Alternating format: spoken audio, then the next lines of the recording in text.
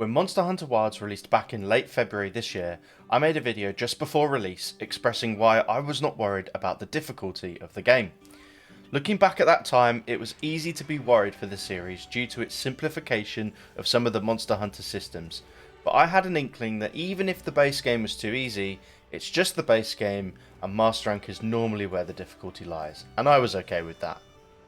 Over Generation 5, we've seen loads of quality of life changes that fundamentally change how the game is played.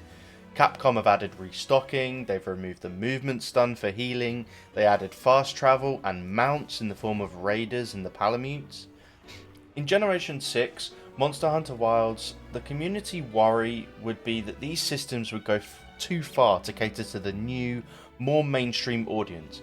And while that has been true for some of the quality of life features such as Sacred Recovery and the powerful Palico and even the focus strikes that make attack commitments much easier to pull off, great sword, I'm looking at you, the one thing that worried players the most was the difficulty of the game.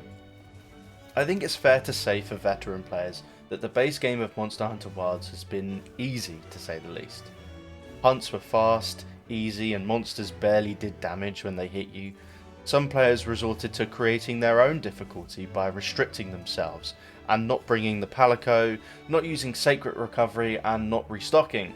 But playing the game with your own restrictions doesn't remove the ease of play that Wilds introduced. It's like putting a plaster over it.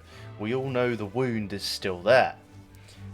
Capcom have certainly made it known they want to cater to a broader audience and tap into the potential of the gaming market by adding these quality of life features and admitting to investors that they expected to sell more copies than they have done so far. And in some ways, introducing Monster Hunter to new players has been easier than ever, and in that case they've succeeded. But by doing this, the difficulty of Monster Hunter Wilds has been toned down significantly. Until now. The introduction of 8 and 9 star quests along with arch-tempered monsters has upped the difficulty substantially, especially 9 star 5 strength monsters. It took me a few attempts to take down Gore Magala at that level, and I went through the entirety of Freedom Unite solo, so that just shows how difficult this really is. The challenge is back and taking the players by surprise, especially me. They listen to the community, calling out the ease of the game, and they increase the difficulty tenfold. And it is hard to quantify the challenge, but not much has surpassed difficulty of 9 star 5 strength Gore Magala in base game Monster Hunter Wilds.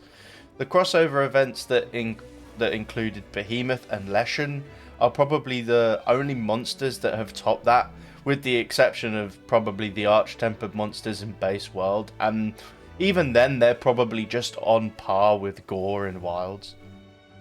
This change throughout Title Update 2 has been a welcome blessing and a great sign for the future of the game. If Capcom keep delivering fights like this, we're in for a great time for future updates and the Master Rank expansion. And speaking of future title updates and crossover events, next week we're getting Title Update 3, which brings Omega, a Final Fantasy XIV crossover monster, similar to that of World's Behemoth quest. From what we can tell so far, it looks very challenging, scaled to multiplayer, or at least bringing the support hunters along with you, and some new tools to try and take him down.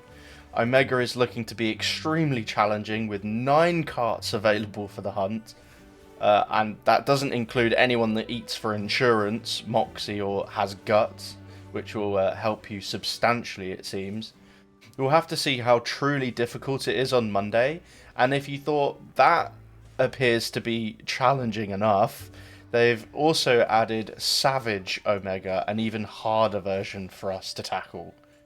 Difficulty in Wilds is increasing, and it's increasing fast, and it's fair to say that difficulty is back in Monster Hunter.